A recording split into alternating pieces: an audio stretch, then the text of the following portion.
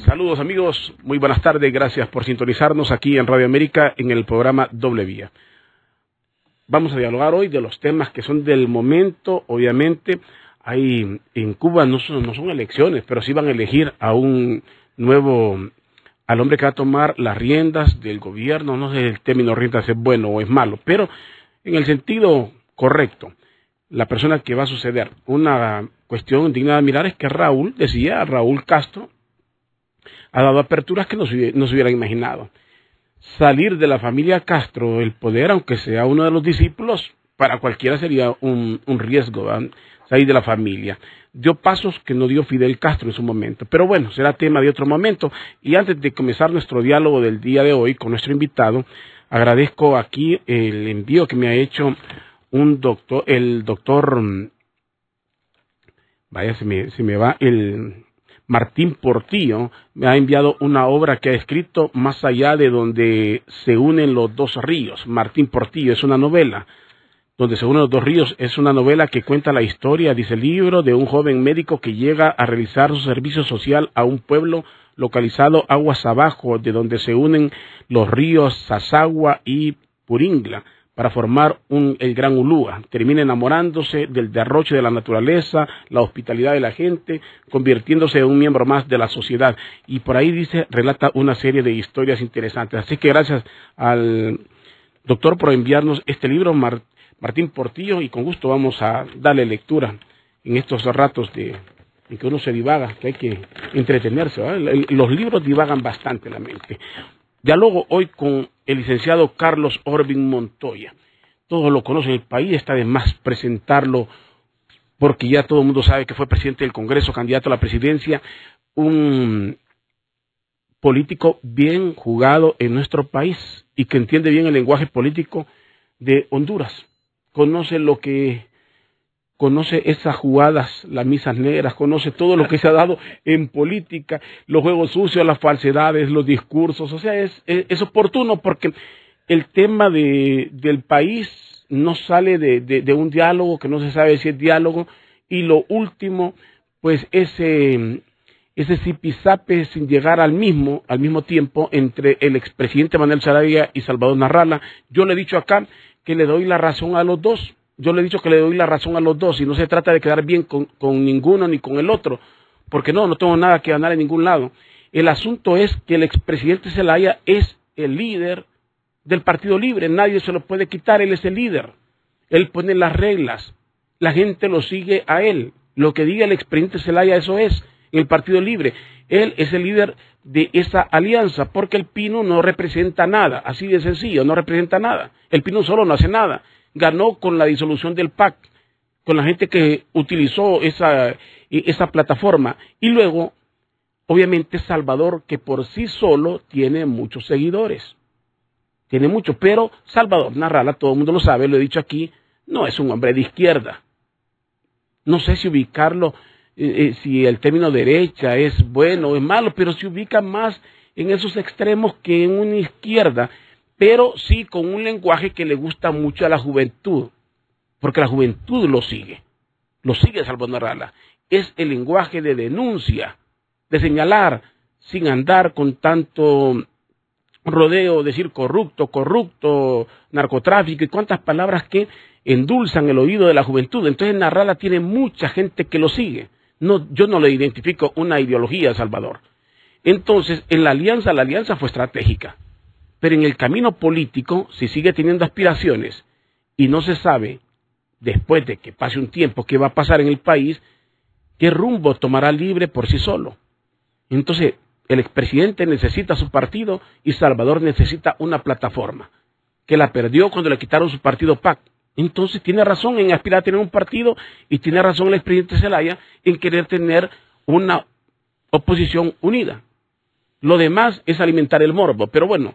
Voy a comenzar con este tema que es el del momento. Licenciado Carlos Orbin Montoya, gracias por acompañarme aquí a Doble Vía y analice o cómo mira usted todo esto que se ha dado en este aspecto de la vida política.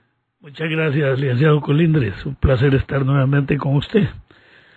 Quisiera un preámbulo sobre Cuba. Muy bien, excelente. Hombre que están nominando es el paso lógico. Miguel Díaz-Canel.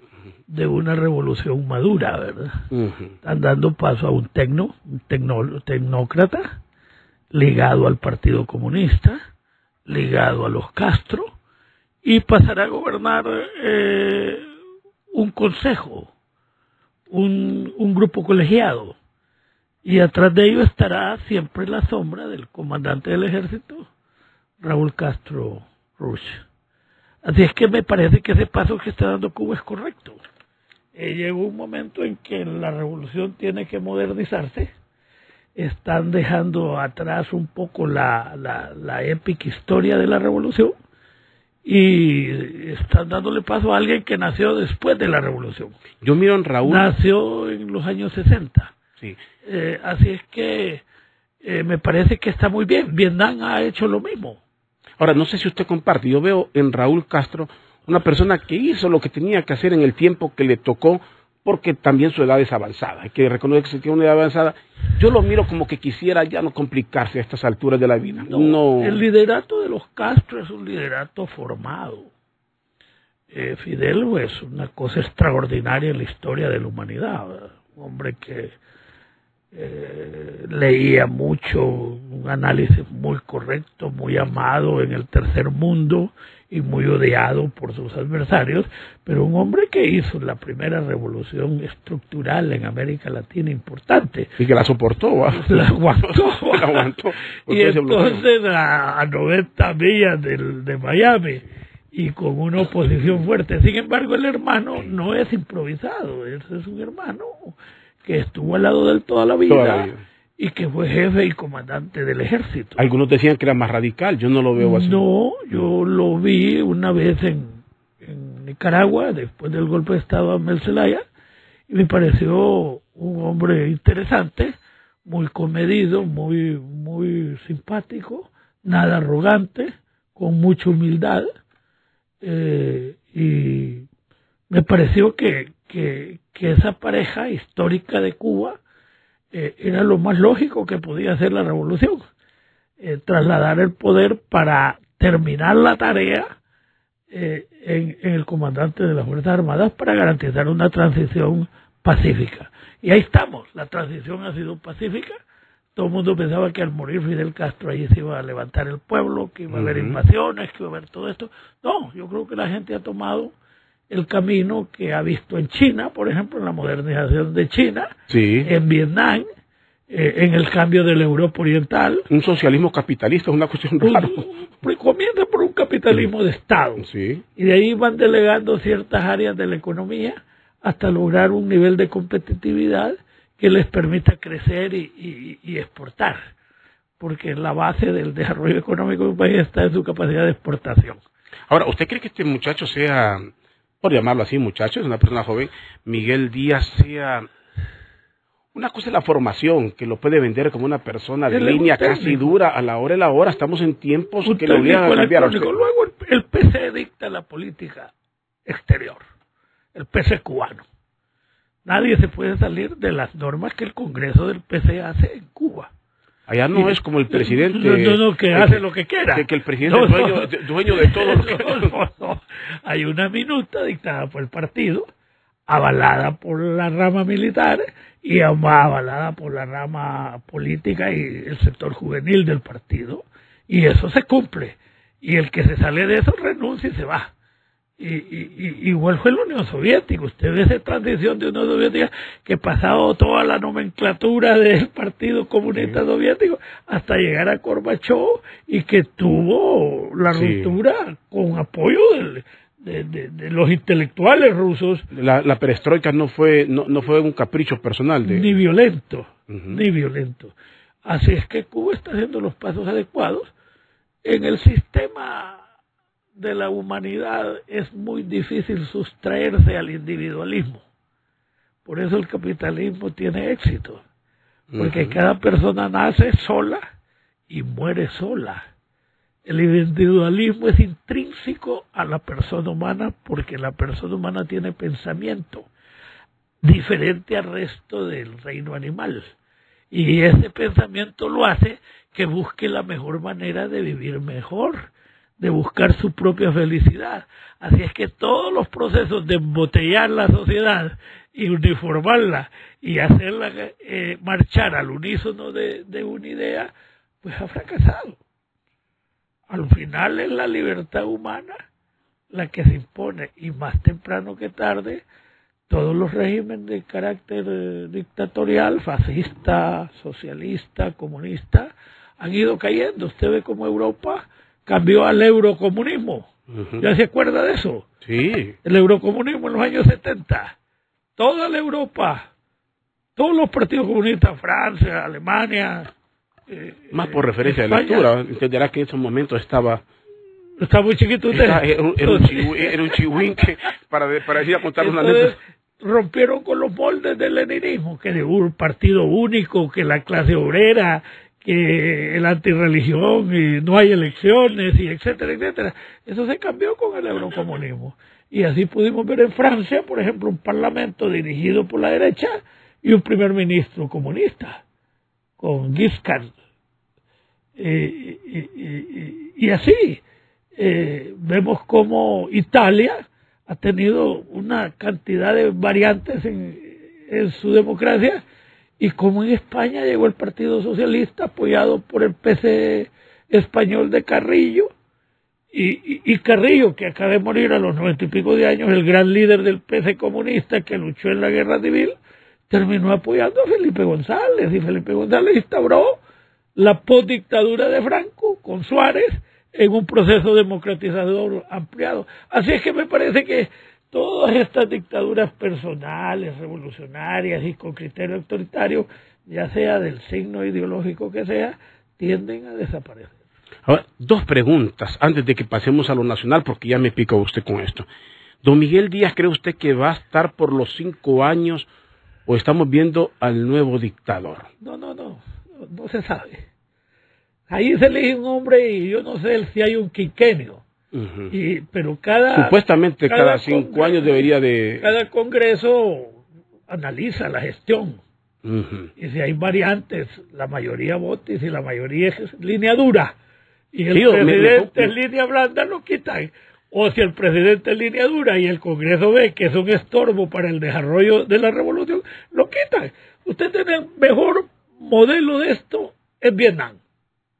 Es uno de los socios más sólidos que tiene en este momento la política norteamericana en cuanto a inversiones en el sudeste asiático. Después de 200.000 muertos, ¿verdad? Sí, después de aquella guerra histórica. Increíble. Pues me ponía a pensar en eso, y si después de los Castro, no obstante lo que sea, por las edades avanzadas, que yo no sé, usted me habla de cómo se maneja la estructura, si vendrán las ambiciones posteriores, las divisiones que son intrínsecas al ser humano. Es posible, pero también la historia nos demuestra que todos esos hechos son ahogados por el tren de la historia. Ahora, el desarrollo es inevitable. Y la necesidad de más libertad, dar movilidad, más libertad, más derecho a poseer algo, es más fuerte que todo lo demás. Ahora, estamos en el campo internacional. Manuel López Obrador. Sí. Nuevamente encabeza las encuestas, supuestamente. Ojalá gane. Ahora, es que yo no, que gane casi no tengo dudas, así como está, que lo dejen gobernar. Es que en estos países supuestamente ya había ganado un proceso. Fíjese usted, ¿soñó usted que el farabundo Martí iba a gobernar El Salvador? Ah, por supuesto que no. Que no, ¿verdad? Lo que pasa es que la guerra que tuvo El Salvador quizás los golpeó mucho, que había que dar un paso más grande. El farabundo Martí está en el poder, ¿verdad? Sí. ¿Y qué pasa? Nada, nada. Sencillamente no hay. Porque el sistema es demasiado impositivo para romper con él. Lo que se puede es mejorarlo, dar mayor proyección social, atender más la educación, atender más los sectores más deprimidos de la sociedad. ¿Soñó usted con el sandinismo en el poder? Tampoco, ¿verdad? Lo que pasa es que ahí, después de esas dictaduras, la de Somoza, y que la gente, algunas se cansa porque lo conoce, otros por referencia, porque usted ve que la gente toma partido a veces por la saturación de mensajes. En el poder, ¿cuántos años lleva Daniel?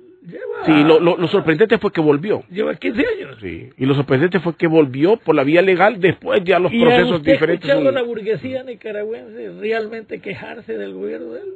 Y no todo el mundo lo elogia, más bien el gobierno. Sí, hasta los empresarios de Honduras pasan elogiando el sistema nicaragüense. El producto de exportación básico de Nicaragua es el azúcar. Y están en manos privadas.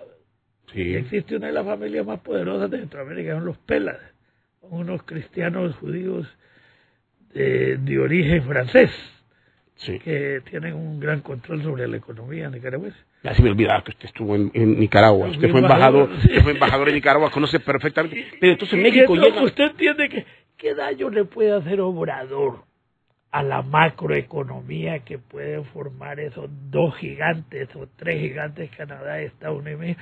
Lo que tienen que hacer es modernizarlo, hacerlo más justo, hacerlo más equilibrado. Hasta con Carlos Pero Slim, es más grave la oligarquía mexicana que viene robando y masacrando a este pueblo durante más de 100 años a raíz de una revolución frustrada, que es lo que puede hacer un gobierno electo democráticamente, porque el gobierno electo democráticamente coexiste con el conjunto de la superestructura jurídica y económica con que llega. Es decir, si a mí me eligen democráticamente, yo tengo un Congreso en contra, 3 poderes, la sociedad civil organizada, libertad de prensa, libertad económica, libertad bancaria. Entonces, yo no puedo, si soy electo democráticamente, cambiar las reglas de la democracia solo porque me eligieron. Me eligieron en un sistema y se juramenta sobre ese sistema cumplir y hacer cumplir la Constitución que manda ese sistema. Así es que Obrador no es un peligro para la corrupción de México. Y México históricamente es el virreinato. Lo que pasa en México trasciende en Centroamérica. Y si México se democratiza y México se desarrolla, va a derramar bienestar sobre Centroamérica y el Caribe. Pero si México no se desarrolla, es una extensión más de la pobreza y de la corrupción de Centroamérica y el Caribe. Pero usted sabe que el mensaje que le venden a la gente, y que no todo el mundo es ilustrado y está bien al tanto de lo que pasa en el mundo, como usted y muchas personas, y el pueblo se come esos mensajes. Uno, se come el lenguaje populista y se come los mensajes de la oligarquía, que le venden miedo, que le venden miedo. Este señor pelea hasta con Carlos Slim. Todos saben qué representa Carlos Slim para México. Entonces, Slim es uno de los hombres más ricos del mundo. Sí. Pero ¿cómo puede ser un hombre millonario en un tercer mundo? Usted sospecharía de un pachá millonario en la India cuando se mueren de hambre, ¿verdad? Millones se mueren de hambre. O se asustaría uno de encontrar esas cantidades de riquezas en Honduras, por el caso, que es donde más ricos hay en Centroamérica y hay menos equidad. Entonces Slim puede que haya sido un hombre muy brillante, pero tuvo que tener la convivencia del PRI para hacerse uno de los hombres más ricos del mundo en México. Claro, incluso y no hay una asimetría, hay una asimetría. ¿Cómo es posible que un país de casi 200 millones de habitantes tenga el 70% de pobreza y extrema pobreza, casi igual que Honduras, con la riqueza que tiene México, uno de los países más ricos del mundo, en todo, en tierra, en agua, en minas, en todo? Los españoles no se equivocaron, ellos hicieron los virreinatos donde había oro y plata. México, Colombia, Perú, Argentina.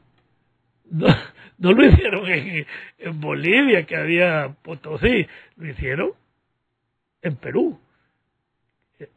Lo que le quiero decir es que esos virreinatos siguen siendo la clave del desarrollo regional de América Latina. Yo siento que todavía vivimos y ese hombre de México puede cambiar a Centroamérica. Yo siento que aquí vivimos todavía bajo un oscurantismo bastante grande. Claro, porque los gobiernos prefieren financiar la basura que financiar la literatura. Eso a mí me alegra cuando un doctor escribe una novela y relata su vida en un pueblo. Eso es maravilloso, porque uno con los libros aprende. Sí. No hay otra forma de aprender que la lectura. Sí, pues a usted le vende la cuestión. Uy, que no me quiere a mí, pero ya vio los que vienen ahí, aquellos son peores. Eso le venden, a usted le venden a elegir supuestamente entre lo menos malo. El siempre. esquema es el principio colinde de la ley. Nadie es superior a la ley. En el papel, en Honduras es en el papel. Debería ser así para estar todos tranquilos, ¿verdad? Sí. Y aquí puede venir el Yángara más rojo que pueda haber pintado de negro si quiere, rojo y negro, pero la ley es la ley. Sí. Y usted tiene sus derechos y tienen que respetárselos. Y todo el mundo tiene sus derechos y tienen que respetárselos. Y la autoridad no está sobre la ley. Y los esbirros y los crímenes y eso no están sobre la ley. Entonces la aplicación de la ley es uno de los objetivos más importantes que tiene el tercer mundo para su desarrollo. Sin una estricta explicación de la ley, es bien difícil el desarrollo económico. Y yo creo que siempre será el mejor espejo con todas sus falencias, todos los defectos que puedan tener. El gobierno del presidente Donald Trump lo demuestra. Lo grande de Estados Unidos. Canadá. Pero no le digo la guerra que le hacen al presidente de los Estados Unidos, que no puede decir lo que sea, pero le demuestran que él no está sobre la ley, ni es el que decide todo, que su poder es limitado. Ni senadores, ni congresistas, ni gobernadores, ni alcaldes, ni policías, ahí los meten al mamo y los... Pero ¿no será que somos muy arrastrados los latinoamericanos? Que somos lisonjeros. Pues o sea, que la cultura nuestra de la colonia... Arrodillarse al poder. No, la colonia creó una cultura de mando vertical. Entonces, poco respeto a la ley, por eso las casas, el padre de las casas, vino aquí a Honduras y estuvo en Gracias y fue el gran defensor de los indios, porque lo que decía el derecho de Indias era el respeto a los autóctonos, a los nativos, y aquí los esclavizaban. Entonces Francisco de las Casas libró una gran lucha en el reinado de España, de Carlos V, de Isabel I y Carlos V después, para que respetaran los derechos indígenas. Entonces, el colonizador español fue demasiado violento, es de las colonizaciones más violentas de la humanidad.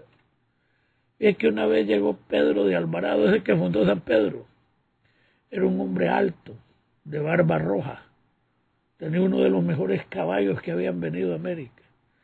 Llegó a León Viejo, a Nicaragua, y allá había un burdel, y le habían llevado a la dueña del burdel, que era una señora Peñasola, jóvenes de 12, 13 años.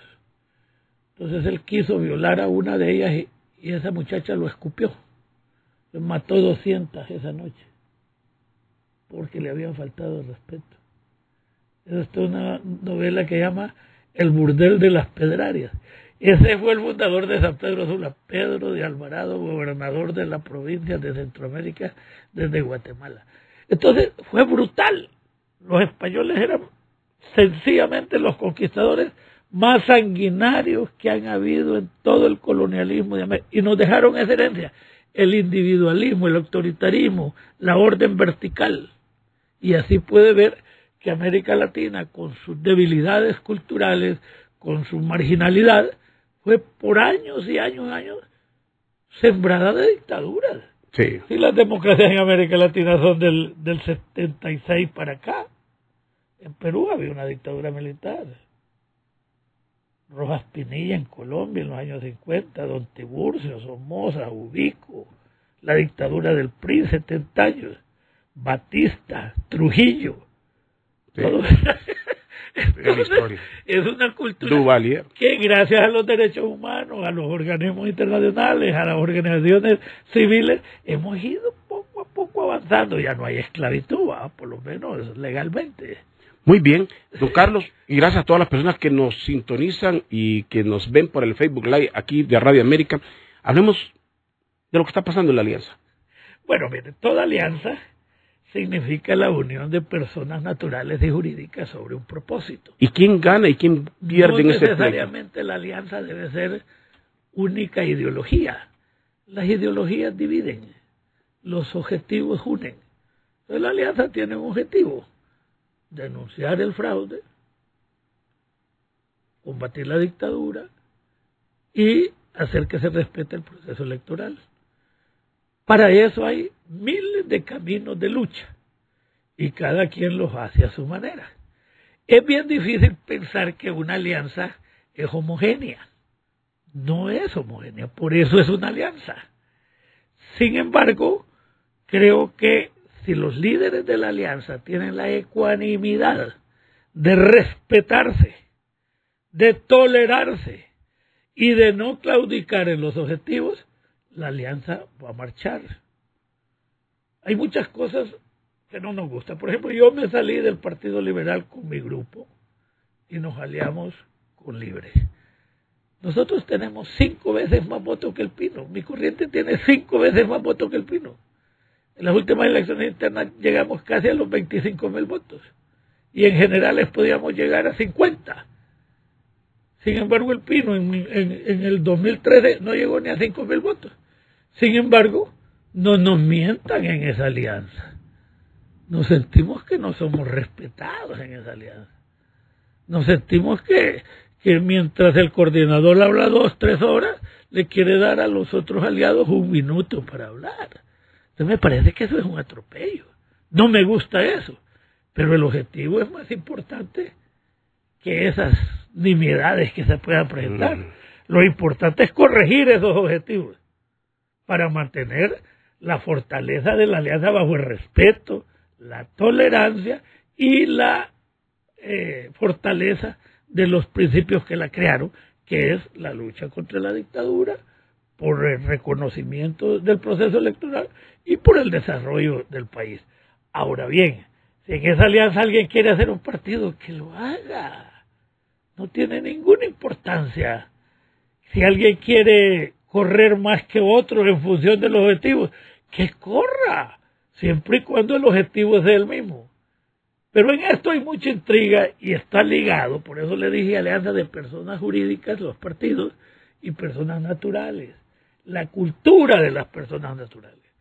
Si es alguien que le guste el cuento, el chisme, lo van a atiborrar de chismes. Y entonces va a actuar en función de chismes, en función de intrigas, en función de campañas de la intriga.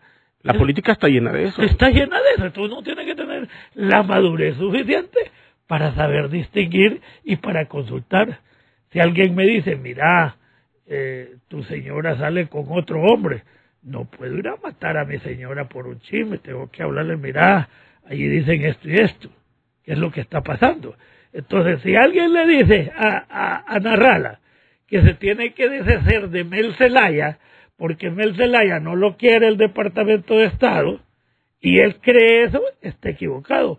Por eso le hice una reverencia, cómo está el vagabundo Martí en el poder en El Salvador, cómo está el sandinismo en el poder en Nicaragua, cómo puede ganar Obrador en México y cómo pueden los cambios en el mundo sin que hayan terremotos políticos y ideológicos. Llegó Barack Obama a El Salvador estando el vagabundo Martí. Es más, si alguien le dice, mire, aquí tú no sos presidente porque Mel Zelaya es mal visto, y usted cree eso, usted está siendo infantil.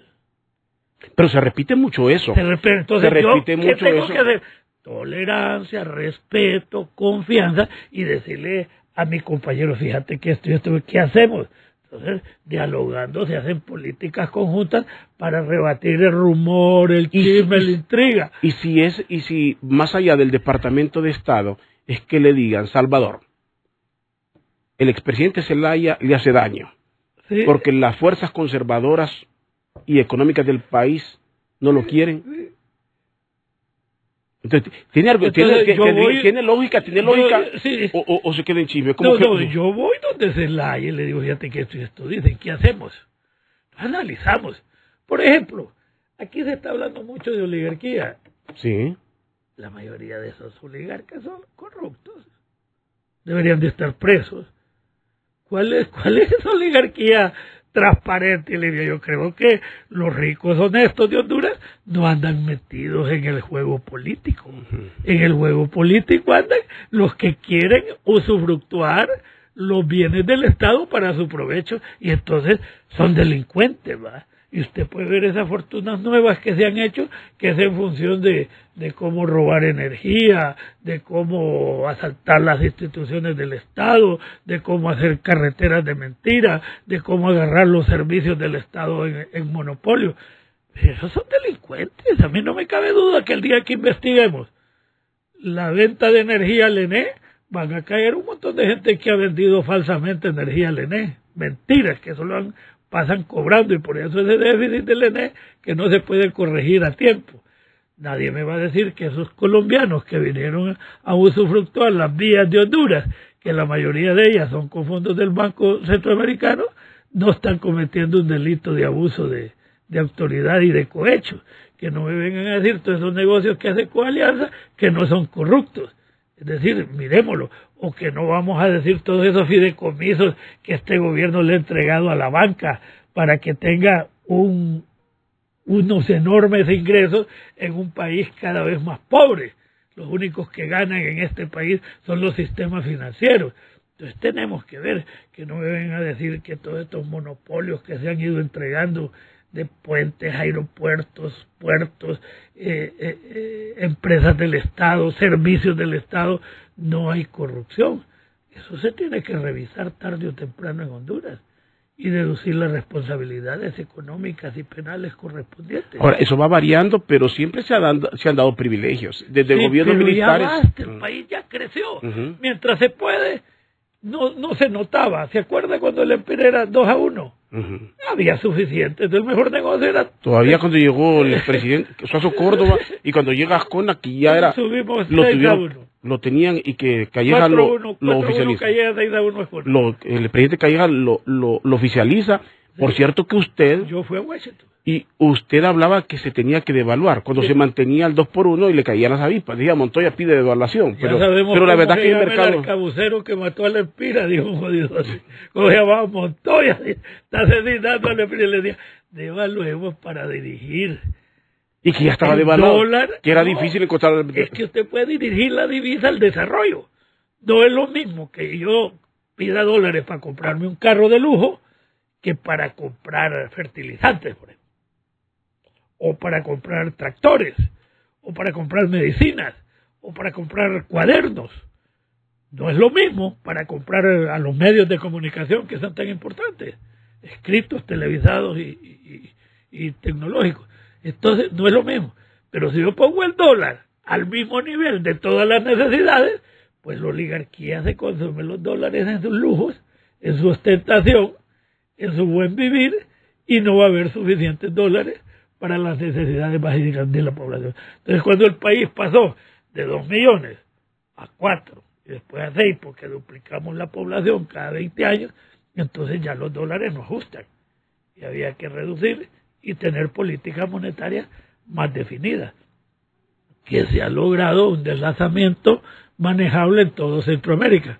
Sin embargo, mientras no hayan políticas de inversión bien claras sobre objetivos de la producción, no vamos a superar los enormes déficits que venimos arrastrando y el empobrecimiento paulatino de la sociedad.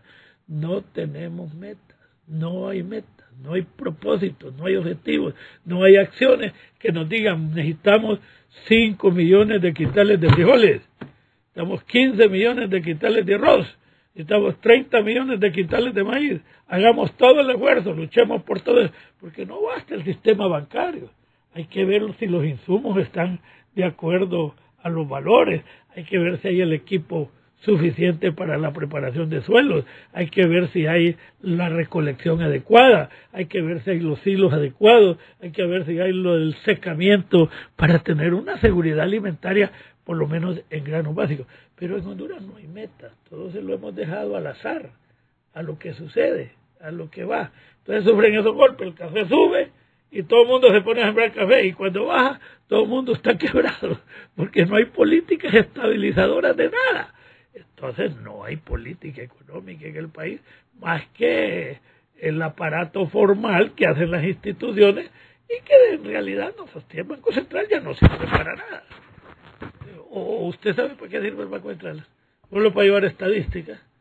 Ya no sirve para un aparato burocrático. Yo fui director y que nadie cree. No, y yo sé, es un aparato burocrático, porque toda la política lo dirige la Comisión de Banca y Seguros. Entonces, como le dijera, los objetivos políticos deben ser el fin primordial de todo movimiento político. Pero ¿quién se perdió aquí? En ese fin político, ¿quién se está perdiendo? ¿Salvador o el expresidente Zelaya? Partamos de que Salvador es un inexperto político, pero el expresidente Zelaya sí es un hombre. Si él llegó a la presidencia como llegamos todos a los puestos coyunturalmente. Pero aquí nadie se gradúa de estadista. Pero se supone que la presidencia le da una escuela muy grande para... Hasta ahora la razón la tiene Zelaya. Zelaya le dijo, mire, no confíe en la OEA. Yo fui a Washington con Narrala y vimos las debilidades del Departamento de Estado. Entonces no se le dio seguimiento, porque Estados Unidos es un mundo político formado por senadores, congresistas, alcaldes, sociedad civil, gobierno ejecutivo. El gobierno ejecutivo se divide en otro montón. Entonces, si en el Departamento de Estado había una actitud del continuismo de Juan Orlando, ya sea por el negocio del narcotráfico que le está entregando a la mayoría de los narcotraficantes y lo obligan al reconocimiento de Jerusalén como capital del Estado judío, un tema que no es nuestro y que nos estamos metiendo en un lío sin necesidad, porque ni favorece a los judíos ni favorece a los árabes. Simplemente estamos de zampalimones en un conflicto en que no tenemos vela en ese entierro. Lo más que podemos exigir es paz, que haya acuerdos. Entonces, a cambio de eso, le dan el continuismo y lo imponen a la fuerza. Entonces, Zelaya dijo, no le tome muy en serio la OEA. Sin embargo, la OEA ha hecho un buen papel. No tome muy en serio la embajada americana, porque de Washington puede venir una contraorden y usted puede ver los vaivenes de Loren. ¿Se acuerda de Loren? Sí. Primero golpista y después quitando vida. Un híbrido, era un híbrido completo. Y venía y los golpistas lo insultaban y él no hallaba qué hacer, el pobre. No quedó bien con nadie. Porque el Departamento de Estado estaba en ese vaivén, no sabía qué hacer. Entonces usted ve cómo nos prometen el retorno del presidente Zelaya con el acuerdo San José-Tegucigalpa, y lo único que hicieron fue prohibirle a Micheletti que fuera al estadio. ¿Se acuerda de eso? Sí. El Micheletti se enfermó para se retirara 15 días antes. Papadas de esa, ¿verdad? Sí. Entonces, más cosmético que hasta ahora, entre los dos, el líder popular es Mel Zelaya y el de más experiencia es Mel Zelaya. El otro es un buen hombre, muy respetado, muy querido, pero hay que comprenderlo y respetarlo, pero sin claudicar en los objetivos contra la dictadura y por el reconocimiento del proceso electoral, que en ese camino van a haber decenas de negociaciones, por ejemplo, yo no estoy de acuerdo en deslegitimar lo que puede hacer la Comunidad Europea. No estoy de acuerdo en deslegitimar lo que puede hacer las Naciones Unidas en sus áreas de desarrollo democrático o en la OEA. Hay que exigir más, hay que exigirles más sus responsabilidades que están en sus estatutos, pero no descalificarlos, porque es un cuerpo colegiado que no manda una persona, sino que hay una norma que dice la Carta Democrática, la norma dice esto y eso tienen que hacer. Me sorprende, usted ve más allá que la emotividad de decir... Es la emotividad transitoria. Sí, que no me gustó lo que dijeron y rechacémoslo. No es así. Y sucede en las dos partes, va a fijar. El mismo gobierno, cuando no le guste, desconoce una organización. Es un problema de personalidad, de individualidad. Y son instituciones que tienen que cumplir sus objetivos. El mismo presidente Trump, si nosotros movemos siempre gente que vaya a protestar, que vaya a hablar, habrá senadores que le van a decir usted está equivocado. Porque no sabemos incluso si en el Departamento de Estado hay corrupción. Porque usted tiene un chisme que anda ahí, que Almagro quiere ser candidato en el, en el Uruguay, y que este gobierno, a través de un personaje, les va a ofrecer apoyo financiero para su candidatura. Ese es un chisme que corre en Washington. ¿Sí? Sí. Entonces, pues que sí, pues que no. Entonces lo que hacemos es recurrir a la ley, a la institucionalidad, a exigir el comportamiento que marca la ley. Me acordó usted de la serie que usted la había visto de Netflix aquí, ¿cómo se llama? Se llama New Car, algo sí, así. Interesante, ¿eh? Interesantísimo de las intrigas políticas. Repito, solución, respeto a la individualidad, respeto a los criterios que se puedan manejar siempre y cuando no se pierdan los objetivos y dialogar en forma permanente. Ahora bien, si después de eso alguien de la alianza dice, aquí no quepo, no me gusta cómo se está llevando, se puede retirar si las alianzas no son permanentes. Todas las alianzas, más temprano que lo uno cree, se rompen. ¿O conoce usted una alianza muy duradera? Sí. Incluso la de Canadá y Estados Unidos, que es un negocio del colonialismo inglés, se ha roto muchas veces por los intereses encontrados. Se sabe que traían el guaro de Canadá en tiempo de la ley seca, ¿va? Sí. Y Al Capone y toda esa gente. Y hubo una ruptura fuerte. Canadá ha tenido posiciones más liberales que los Estados Unidos en política exterior, porque no es imperialista, ¿va? Canadá no es una nación imperialista, nace de un colonialismo francés e inglés, entonces tienen políticas diferentes. Canadá tiene relaciones con Cuba, comerciales. Todo lo que importa Cuba de Estados Unidos lo hace a través de Canadá.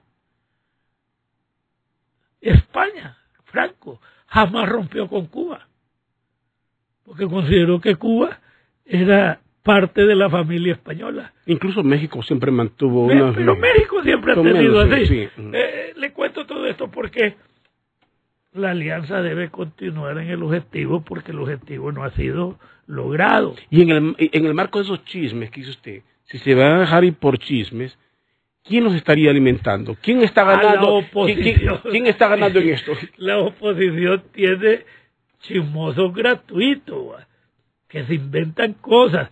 Tiene ese señor que asesora y que gana millones. Ese gana más que aquel futbolista, que entrenador de fútbol, que se llevó un montón de millones. El señor Pinto, que lo están. Sí, pero hay si hubieran ido al mundial, lo estuvieran condecorando. Sí. Pero como no fue al mundial, ahora le están sacando los últimos trapos. Somos socios de Honduras, el otro, como este colombiano, venezolano, ¿cómo se llama?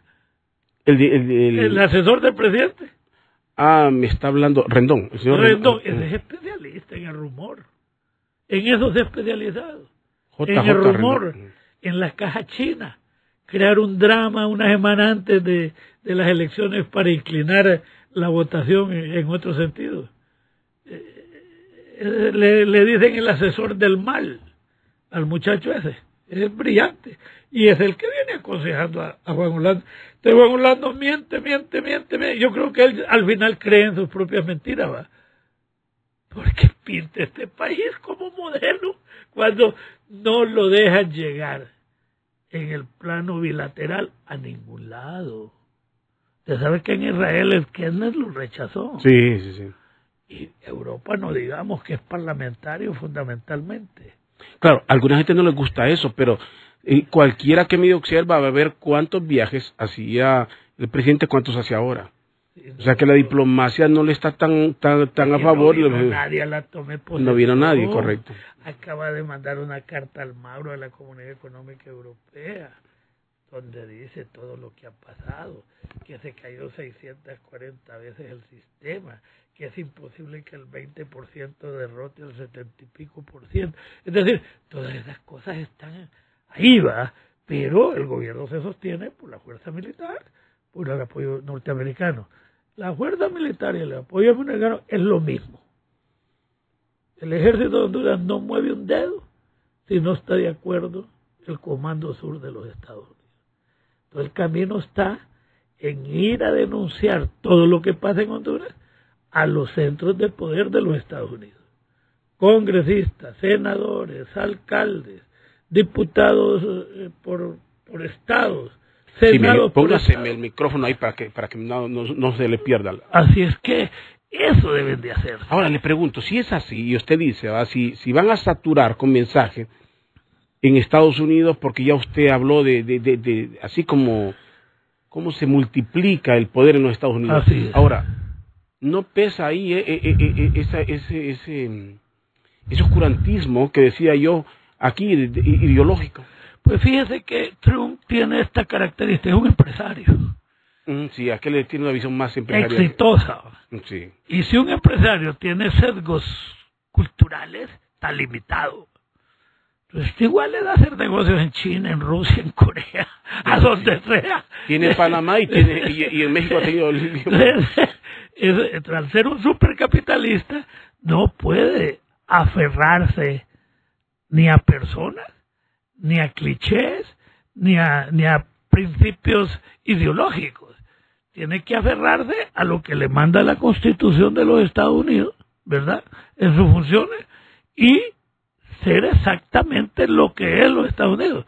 Un país de criterio abierto y democracia participativa y representativa. Ahora, ayúdeme. Así como están las cosas, usted lo ha analizado muy bien, pero así como estamos hoy, así como está la oposición, así como está el gobierno, ¿hacia dónde vamos? Bueno, yo no sé. En realidad es muy difícil. Es un país donde usted agarra la brújula y no sabe para dónde va. Yo le voy a hacer esto.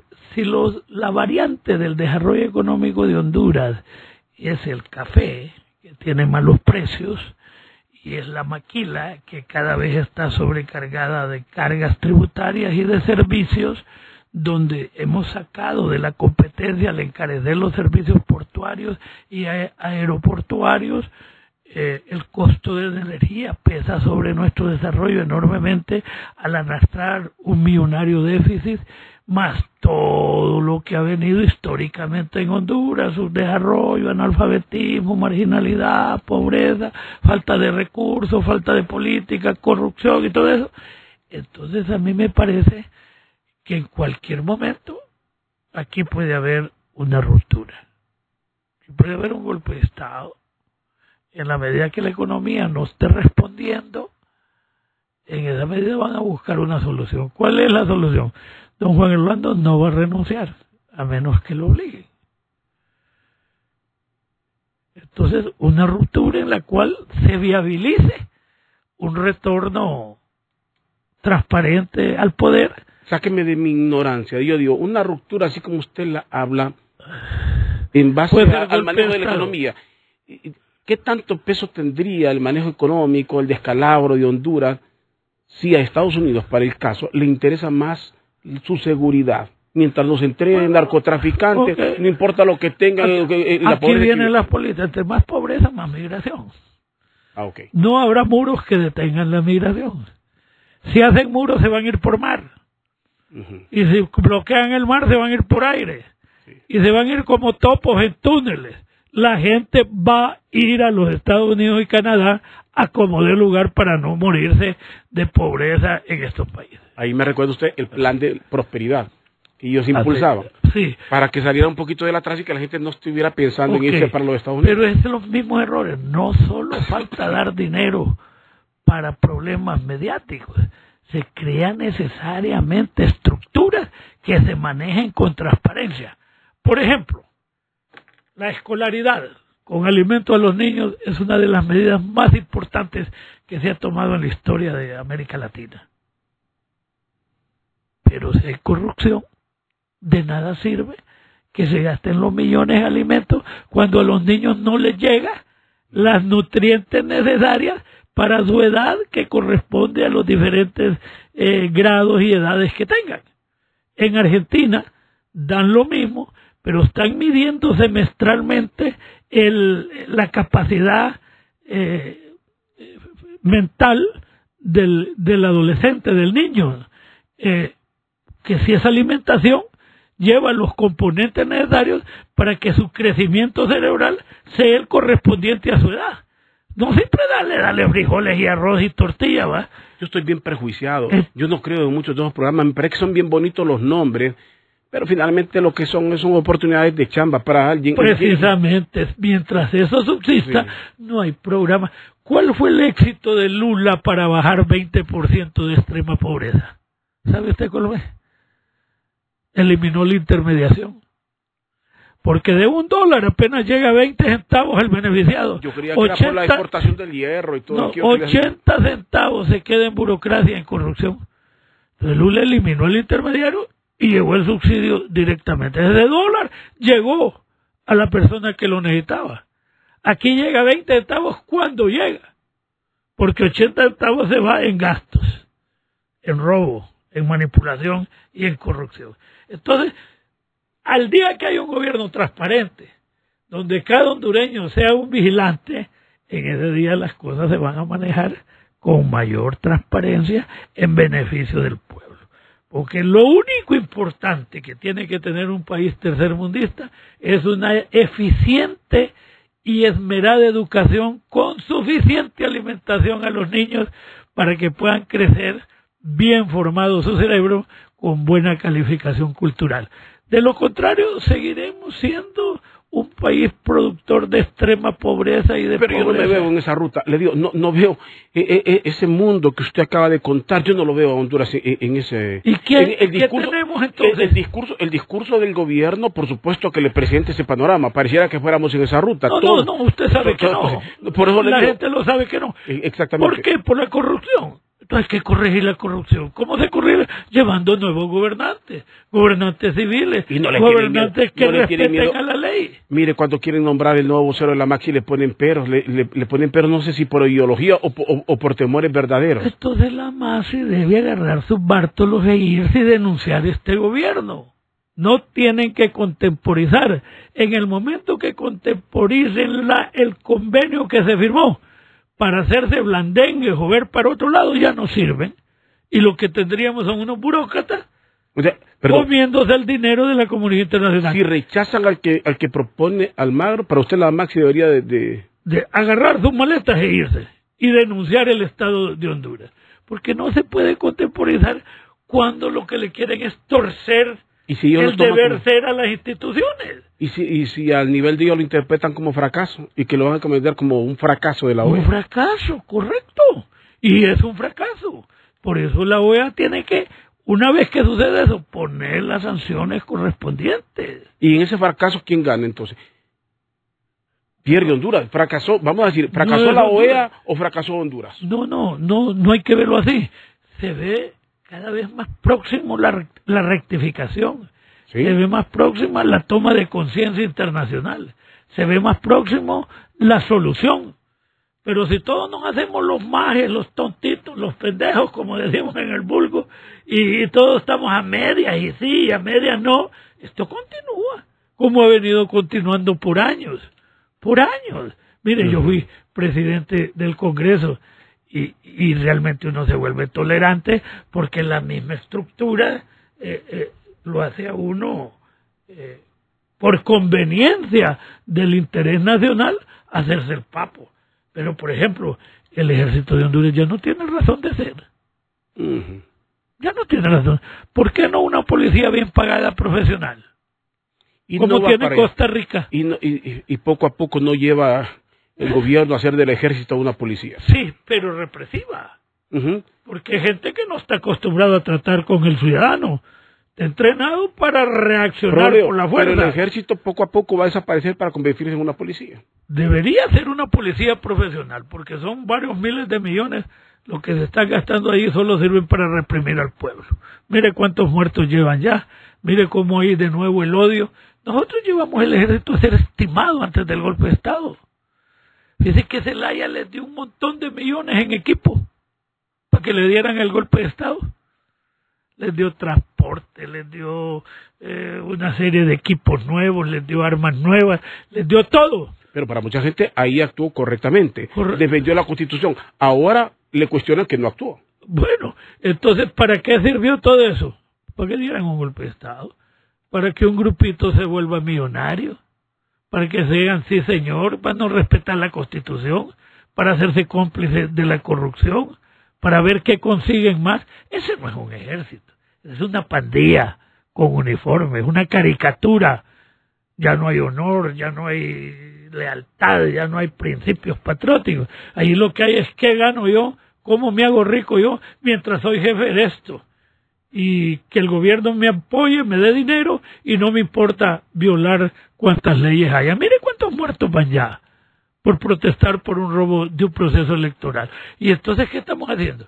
Por eso Honduras necesita realmente una revolución democrática. Pero se da cuenta que a nivel de Honduras, si usted lo mira, como que somos conformistas, nos cansamos y Honduras la vida parece que transcurre y lo que pasó es que peleen los políticos. Usted escucha los grupos empresariales, escucha todo, que se arreglen los políticos como que los demás estamos y no nos interesa, solo somos observadores. No hay pueblo conformista, ni hay pueblos guerreros, hay pueblos que en la medida que tomen conciencia reaccionan. ¿Cuánto duró el Imperio Romano? El de los romanos de Roma, 1000 años. Hasta que los alemanes y los celtas de Francia tomaron en cuenta que Roma los explotaba y destruyeron ese imperio. Es decir, en la medida que toman conciencia de sus derechos y que la vida pasa por hacer respetar esos derechos, en esa medida, El Salvador, ¿cuál es la diferencia entre El Salvador y nosotros? Ninguna. El mismo conquistador, las mismas tribus, etcétera. Más nobleza en Guatemala y en Honduras por las famosas ciudades mayas. Sin embargo, El Salvador se levantó en armas. Y Nicaragua, que ha sido el más intervenido en Centroamérica. En Nicaragua los yanquis, por eso juegan béisbol bien. Por el colonialismo yanqui. Sí. El famoso canal de los acuerdos se llama acuerdos del Espino Negro, son los acuerdos de Chamorro y un gringo, no me acuerdo si es Brian o algo así. Se me fue el tiempo, le decía Carlos Montoya, mucha gente está disfrutando de esto. Hablar con ustedes es abrir un libro, una enciclopedia, entre muchos, su profunda lectura. Espero llegar algún momento a ese nivel. Se me fue el tiempo, espero que volvamos a dialogar, porque aquí quiere acontecer uno de seguir platicando. Bueno, para concluir, que la gente queda con uno. La razón de la alianza es el respeto que deben de tenerse entre los aliados sin claudicar en los objetivos fundamentales. Y en la medida que haya una concertación y diálogo permanente, los chismes, las intrigas y las manipulaciones serán superadas. Hay que mantener la unidad de acción para tener unidad de propósitos y para tener resultados concretos. Gracias. Licenciado Carlos Montoya con nosotros esta tarde en Doble Vía. Gracias a todos por sintonizarnos.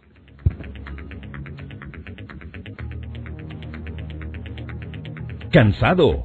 Toma Serenerbón. Radio América presentó Doble Vía, su sitio en el dial con los protagonistas de la noticia. Suscríbase al podcast de Doble Vía desde su dispositivo Apple y sintonícelo en cualquier momento. Usted escucha Grupo América.